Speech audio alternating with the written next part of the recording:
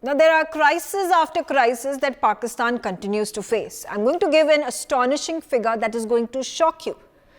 There are 5,000 cars that are sold in Delhi in just 10 hours. In contrast, the number of cars that are sold in Pakistan in 1 month have plummeted to less than 5,000. Now, there is the food crisis, the water crisis, the economic crisis. We talk about the GDP numbers that fall, the inflation that continues to rise. There is a debt trap that Pakistan continues to be facing. And there have been several other crises that Pakistan continues to deal with. Now, in a situation such as this, it's a laughable joke that Pakistan has become. Now, as Pakistan sees an implosion, whether it is about its leadership, its policy, its governance, its diplomacy, or for that matter, economics, as we are going to talk about in the next 25 hours, what is it that is going to bring Pakistan back from this badly turned up situation? I'm going to start my conversation here with Ambassador Anil Kumar Trigunyat. Ambassador Trigunyat, this is not, it looks like on regular intervals, 1 month gone and there is a second one, then after 2-3 months there is another crisis that Pakistan faces. I think the first time we heard it was when the Pakistanis were buying flatbread for, I don't know, as high as 100 rupees. That was the cost of buying food for the Pakistanis, their grains, their pulses. It was unaffordable for Pakistanis, the common man, to even buy their bread and butter. Then came the then Pakistani Prime Minister auctioning his luxury cars. Then there was this news about how Pakistan is exporting donkeys to China. Then we talked about how there have been doles that have been given out by the IMF, by the World Bank to Pakistan just to sustain itself. We spoke about obviously the high inflation, the GDP, and now in our situation so dire, we talk about also airlines that have been dogged at the Pakistan airports because the PI does not have enough funds to even fuel its airlines, its planes. How is this then going to further deteriorate for Pakistan? Is there a way back to normalcy, to semblance of a better economy for Pakistan? Well, Megha, you have already listed out various downgrades that Pakistan has suffered. And this is a very unfortunate situation, which is because of the poor financial and political management in the country that has been going on. We have seen that their focus has been entirely misplaced. Their policies have been very poorly crafted and implemented. Their financial growth has suffered because of that.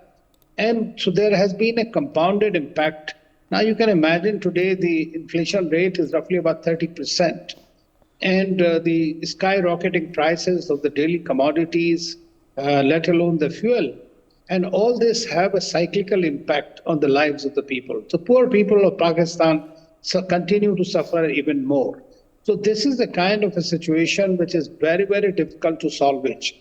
But at the same time, Pakistan continues to spend billions of dollars on its military forces, trying to have parity with India. So therefore, as long as these kind of misplaced priorities will continue, and they will continue to have these kind of policies, I doubt very much that they are going to come out as a winner out of this kind of a sea of the depth that they have gone into. So it is still in the downward spiral. The economic condition, as you mentioned about the airlines and the petroleum company of the country refuses to sell the fuel oil, aviation oil to the Pakistan Airlines. They had to cancel over 300 flights. Now, these are all having a compounding impact. And this compounding impact, in my view, will continue as long as there are no policy reforms. At the moment, they have an interim prime minister, interim government waiting for elections. There has been a fractious polity in the country. So these kind of, and also there are terrorism impact, which will also affect the investors in the country. So that is So it's right now, I think that they are being badgered from all sides, and they are also equally culpable and responsible, their leadership, for this kind of affairs. So I think that Right. they are looking at more support from the International Monetary Fund, more support from donor agencies, and of course, as you know, that they were also suffered from natural disasters like the floods in the country were quite terrible, and now these kind of terror impact which is happening because Pakistan fomented terror elsewhere in India and other places, and now they are paying the price for it. So this is Exactly. something I Yeah. feel. But Professor Nalapat, now which country, which entrepreneur, which company would be interested in setting up bases and plants in Pakistan where there are bomb blasts happening every other day, when there is a terrorist haven that Pakistan has created for the Lashkar-e-Toibas and the Dawood Ibrahim of the world? Why isn't the Pakistani military, the Pakistani government paying heed to the deficiencies that Pakistan as an economy faces? Are they not worried about the Aam Admi? Megha, if you go to London, if you go to New York, if you go to Miami, you go to any of these locations, high cost locations, although I must say Bombay is now becoming almost as expensive in terms of housing cost. But the fact of the matter is, you will find umpteen individuals who are related to high ups in the Pakistan military and in the Pakistan establishment who have got flats, condominiums, and are leading very luxurious lives. There's no fuel shortage for them at all. And they fly in and out. And the reality, unfortunately, is, Megha, Pakistan is run by a military that is unaccountable to anyone except itself. The corps commanders are the collegium that chooses the chief of army staff, and the chief of army staff effectively runs the country through, frankly, dummy prime ministers and dummy ministers. This has been the case in Pakistan from the time of Ayub Khan onwards. And this is the problem. When you have power without accountability, then you have this kind of reckless behavior that cares two hoots about public welfare. It doesn't affect the military because the military makes enough money, a lot of them through narco trade, through various other means, and they make enough money out of what little there is in Pakistan. And it is the ordinary citizen of Pakistan who is paying the price for this complete lack of accountability. So this is the tragedy of Pakistan. Now, Yeah. in India, for example, we are going to go for a general election, and the people are going to choose. The politicians who are going to basically be in charge of the government for the next 5 years. There's no such thing in Pakistan. You have elections in Pakistan, which are really selections, because the military is all powerful, and in case the impossible happens, and somehow an election throws up a candidate the military does not like, that's the end of that candidate. The candidate will be driven out within a year. So the problem is, Mega, lack of accountability and complete lack of empathy for the ordinary people of Pakistan by those in power in Pakistan, including those in power in the military. Okay. Dr. Ranjit Mehta, now when a country that is living out of doles that are provided by China or Saudi Arabia, the Middle East, and talk about the IMF loans, a country such as this, how can it resurrect from the damages, from the ashes that the polity, that the military has created for Pakistan? See, Megha, in fact, my previous speakers have already explained, but let me tell you that there's a complete need of total revolution in Pakistan, and the revolution has to come within. So, no, say today, no industry wants to go to Pakistan, and Pakistan's focus is totally missed out. They don't have any focus. I think that this is the perfect examples of people, the leaders who are thinking for their own benefit, not for the public in general. There is no vision, and this has been happening for such a long period. I think that it is the common people who are suffering at the end of the day. As Professor Talpatra rightly said, if you go out the people who are from Pakistan, retired army people, what kind of life they are living. I think, it is a total revamp that is needed. And the political system in Pakistan is totally unstable. If you look at any country, if you just try to assess the business environment, in that the political system, economic environment, or for that matter social structure, all these things are very, very important. But in Pakistan, the first thing is political system is absolutely looks to be very corrupt and also very No, it unstable. is. It is. It has been since the very start when the partition took place and how the Jinnah government took the power.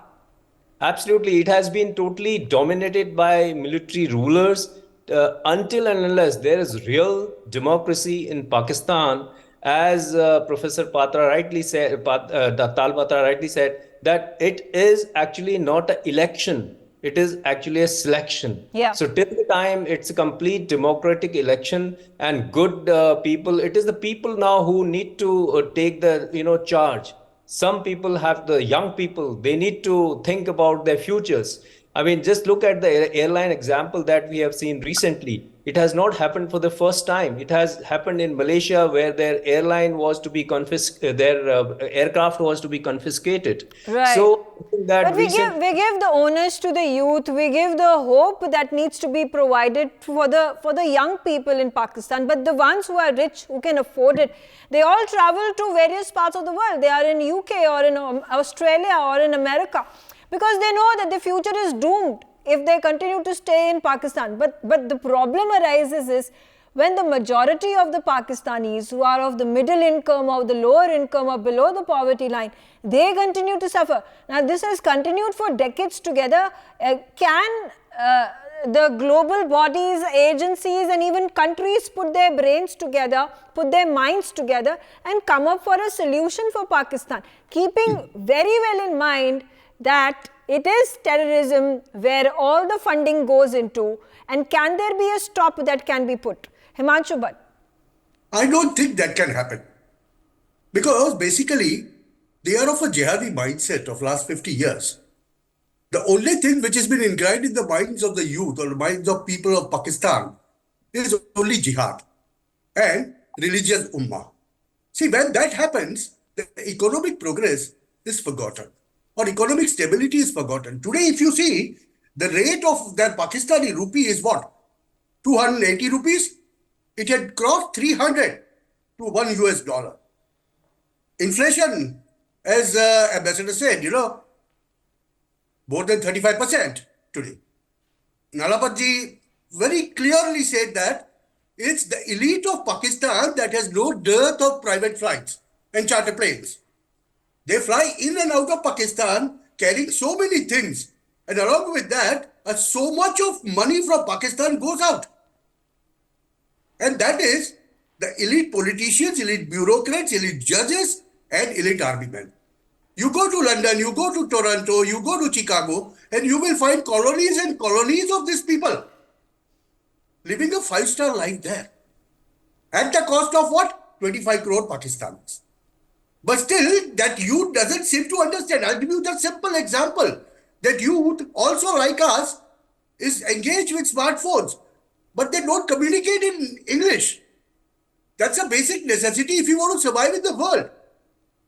But they communicate in Urdu. They don't understand. So that's why they don't understand what is going on in the world. For them, it is only the 16th century Arab world that is their ideal still. Till given a choice, they want to do a jihad. Then this is what will happen. Yeah, okay. It's no surprise, out of 322, 132 flights are cancelled. And you find a beggar sitting in a Pakistan airline plane, and when the passengers come in, he starts his business there. That happens. And that can happen only in Pakistan. Okay. See, Indian Airline also was in an old drum not too long ago. But still, we are surviving. We are revamping. They were also talking of privatization. It has not happened still. Okay. Okay, fair enough. Ambassador Trigunyat, now, does a crumbling Pakistan then impact its neighbor, India? keeping in mind we have always suffered the terrorist haven that Pakistan continues to be. And if there is a well thought out, decisive force that is put into place, where the world is actually going to come together, and by the world I mean the powerful countries, including United States of America, that has tacitly continued to support Pakistan. The creation of Pakistan, the partition of India was done with the sole purpose of the divide and rule plot that the British left behind even after their colonization of 200 years. It was carried forward by the Americans, where they continued to give support, financial aid, arms and ammunition to the Pakistanis to put India on guard. Now, only when the Americans, in conjunction with India and other powerful economies, Middle East, Saudi Arabia, UAE, come together cohesively to tell that terrorism will put an end to, that funding that is then transferred into the Pakistani treasury is not going to be utilized for criminal activities, for terrorist activities, can a stop be made and actual development can be seen in Pakistan? Well, Megha, that's a very ideal scenario that you are talking about. You have just seen the reactions of the Americans to an attempted killing of a terrorist in Pannun in United States. You have seen what happened with Canada for a Niger, the way they have spoiled the relationship with India, the largest democracy. Now they are all ranking in the terrorist groups basically, which is Pakistan. So secondly, everybody else for the United States is on the chessboard. You are just a pawn on the chessboard. So if you are thinking that they are going to fight against terrorism for democracy and all this, I think we are living in an idyllic world. It will not happen. It is on day-to-day basis. We have seen that United States gave some $450 billion to the Pakistan for the F-16 revamping. Now F-16s were giving. Do you think F-16s are used to fight terrorism? It is going to be used against India. Right. Now, continue. China, on the other hand, puts a block in the United Nations, the 1287 committee on various terrorists that Pakistan has been nurturing all along. So we need to be ourselves. As far as India is concerned, I agree with you that unstable Pakistan is to our disadvantage. It is not to economically unstable Pakistan. This is very important, or any neighbor for that matter will be a bigger problem for us. But at the same time, India knows how to get past them, how to protect itself. And that's what precisely we are doing right now. So I really don't have great hopes. Till today, you can imagine, and the Prime Minister Modi has several times spoken at the UNGA and other places, that there should be a definition of terrorism. Our comprehensive convention on international terrorism is pending in the United Nations, and nobody bothers about it. And you are talking about the Gulf countries. Yes, of course, they don't want terror to come to their shores, but at the same time, they are going to back up Pakistan to salvage it. So today, IMF is saying, we hope that Pakistan is able to survive this thing, but given the kind of emphasis and the zero-sum policy they continues to play with India, using terrorism, using their military might, try to create mischief here and there against India, is what is costing them this. So they will have to really totally revamp their thinking, which I doubt very much. Okay. Professor Nalapat, now, it's a very sad situation to be in if you were a citizen of Pakistan and you came from maybe even the upper middle class, lower middle class, poor class of the society, because the government and the Prime Minister are not thinking about you. They care a damn. The Punjabi generals who are the rich ones, who have their lockers filled with cash, do not really care for you. The Americans don't really care how the Aam Aadmi functions, whether they have enough food and they have enough fuel. The Saudi Arabians, the Middle East does not really care, and neither does China. What they are at this point of time intent on is to create a rabble-rouser in the subcontinent region on the western side of the Indian border. with the changing sphere of geopolitics, where there has been improvement seen between the Indian-American ties of Saudi Arabia and India, can this situation be salvaged? Megha, I would not take very seriously all the, the ambient noise and the media hype about Pannun or X or Y or Z. The State Department is a mess.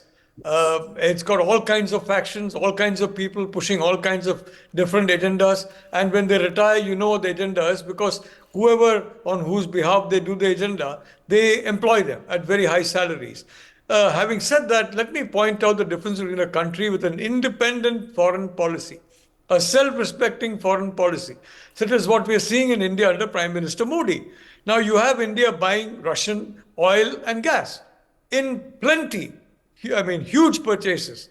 At the same time, you have got India, which in very, in scientific and technological fields, it's come very close to the United States. And now you have got about 6 million Indian Americans who are really a very important factor behind that. So the point is, Pakistan has never been independent in the real sense of the word. It has always been serving a master. Ayub Khan said, not masters, but friends or something like that. The fact is, initially it was the United States. They didn't like the fact that India was quote unquote non-aligned. I've never quite understood what that meant. But that India was not in the US bloc, frankly. And why should a country with self-respect be in any bloc? So they used Pakistan against India. Pakistan, the establishment there became their attack dog to harass India and to create problems for India. Then you had a rapprochement between the US and India in the common interest of securing the Indo-Pacific, etc., etc. And of course, I agree with Ambassador Trigunya, it's not a question of democracy, it's a question of self-interest of both countries that have brought the countries together. And we have a very pragmatic policy under a very pragmatic government. But now what happens? You got China. Yeah. China is very nervous that India will basically, attract a lot of investors who are going to China and who have stopped going to China, who are now going to Vietnam, and some of them are coming to India. They are very, very nervous about India doing what China did in the 1980s and 1990s and emerging as a superpower on the backs of strong relations, commercial relations with the European Union, United States, the Arab countries, etc. So now Pakistan is serving as the Pakistan establishment is serving as the attack dog of China. So this is the problem. Okay. When you are serving as a servant, frankly, then what happens is you look after yourself, but your people suffer a horrible fate. And that's what we are seeing. The elite are becoming very rich, they are very happy, and the poor are suffering the consequences of Pakistan being not an independent state, but a satellite of one great power or the other. Dr. Ranjit Mehta, now for a country to truly flourish, you need to have the key industries. You need to have steel, you need to have iron, you need to have cement. Now, in a situation where Pakistan lacks this from the very start, every single thing that they utilize, they consume, is imported from abroad. How can steps be taken right from the start, and how long is going to be the gestation period? And if we were to start now, that there is some semblance of an improved economy where there is equality and equity amongst the people who live, and at least the Aam Aadmi has roti, kapda and makan. Megha, I think before Pakistan can have anything else, the first thing is there's a complete leadership deficit in Pakistan. First, they need to have a good leader. It is only a good leader who can carry the country forward, who can put people together.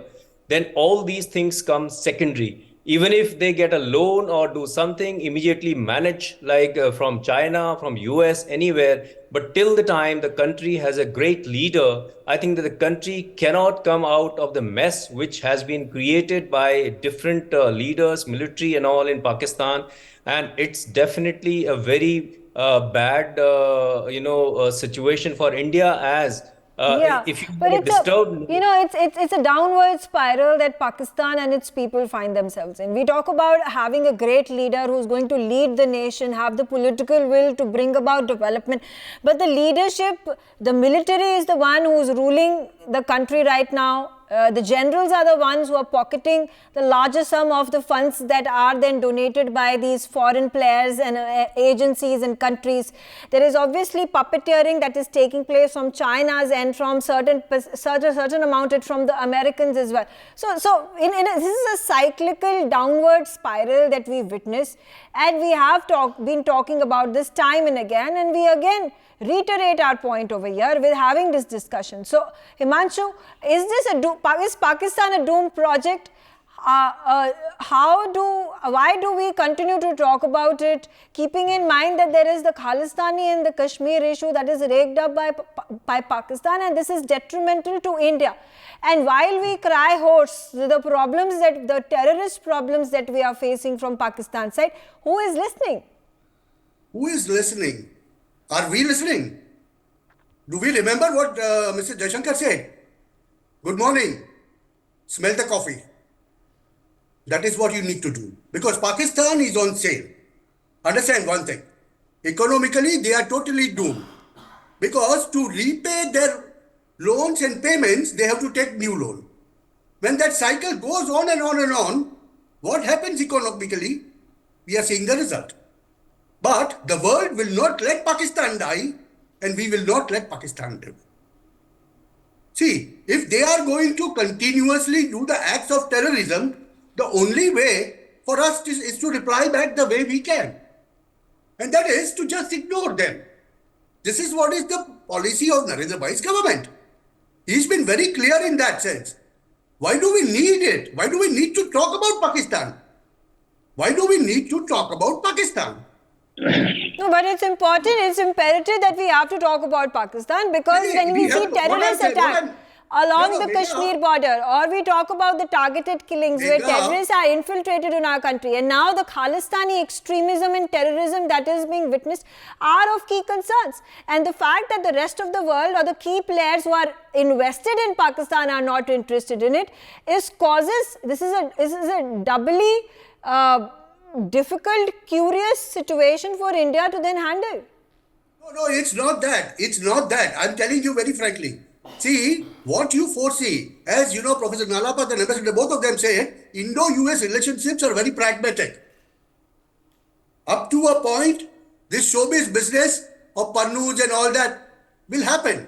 But despite this recent visit of Pakistani Asif Munir and Nadim Anjum to US, I can very safely say that up to a point, it's okay. You might see a bit of, small skirmishes and other things. But Pakistan does not have the wherewithal today and right now to wage even a mini war. The acts of terrorism will go on, and Pakistan and US will toe the line.